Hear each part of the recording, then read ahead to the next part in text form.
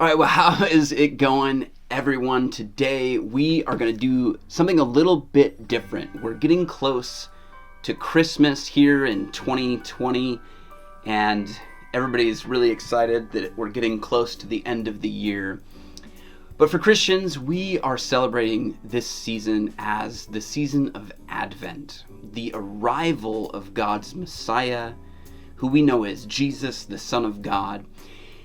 And today, I want to go through an Advent story that's not always told. We like the birth narratives from Matthew, Mark, and Luke. We like the story of the baby Jesus, and I'm not, I'm not against that. But we're going to do something a little different today. We're going to look at how the Gospel of John explains the advent of Jesus.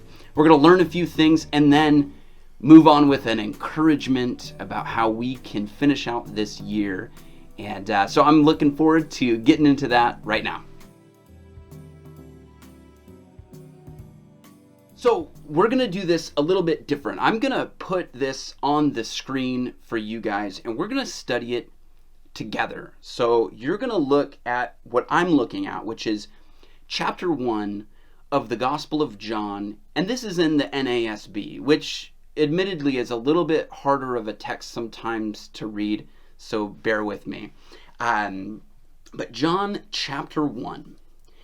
In the beginning was the Word, and the Word was with God, and the Word was God. He was in the beginning with God, and all things came into being through him, and apart from him, nothing came into being that has come into being. In him was life, and the life was the light of men. The light shines in the darkness, and the darkness did not comprehend it. So a little bit of a different way of telling about Jesus coming into this world. John is paying homage to the creation narrative in Genesis chapter 1, and we're going to take a look at that in a second, but I want to point out a few things that John is doing here with his language and a few of the really important words to look at. So we're in the beginning, and in the beginning was the Word. So we can highlight that. We'll go with a little highlighter. So we're talking about the Word, and the Word was with God, and the Word was God. So we're talking about God, which is, again, kind of paying homage to Genesis. In the beginning was God.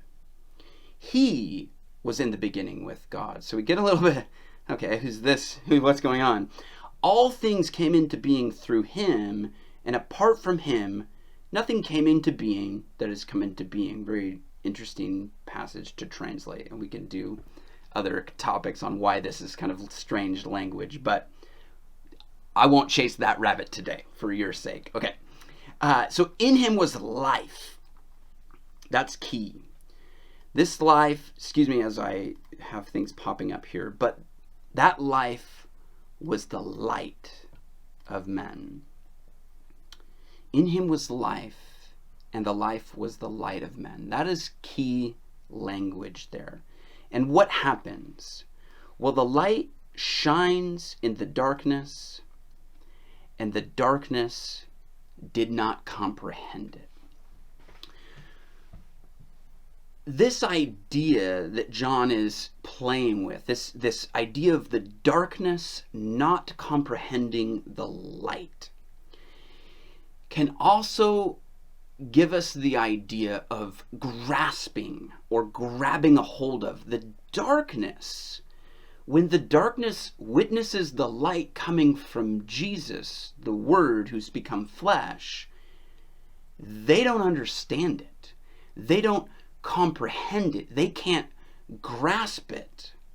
But it's also the idea of laying hold of something. So not only can the darkness not comprehend intellectually or really understand it that way, the light, when the light comes into the world, is free from the darkness.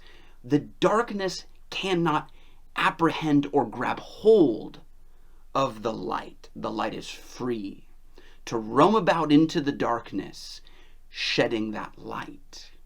So I love this passage as we look at the Advent season, the arrival of God's Messiah, Jesus, the Son of God, particularly towards the end of a year that has been so confusing, so bewildering, so full of darkness and chaos in some ways. And we'll get to that. And this is why it's important to look at John's Advent narrative, if you will, in light of the fact that John is paying homage to the creation narrative in Genesis chapter 1.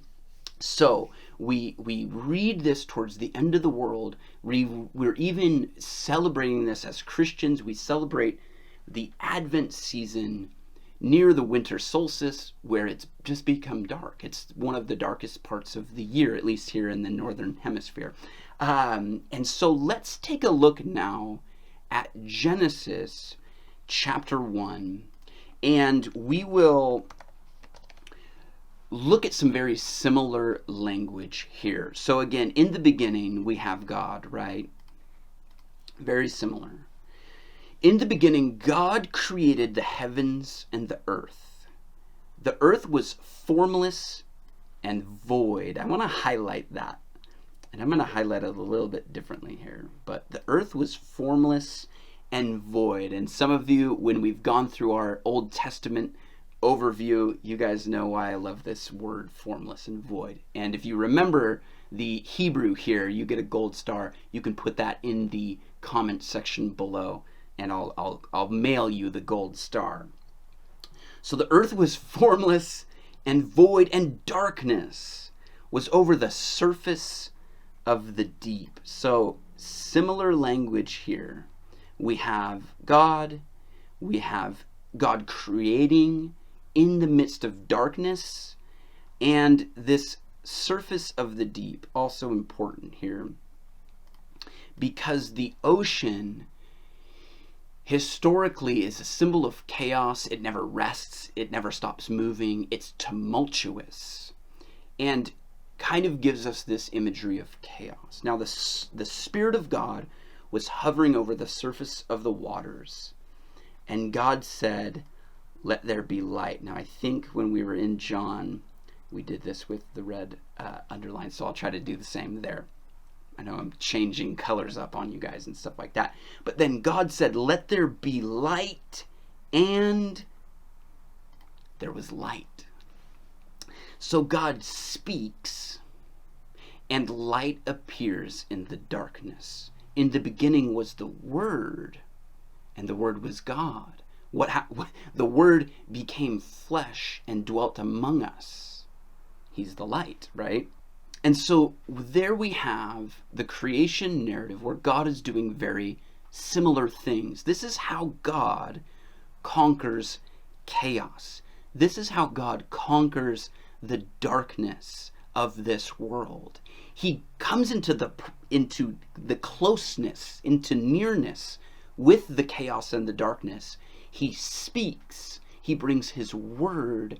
He brings his Son, who is the light. And so there is the Word of God, the person of God, who brings the light into the darkness.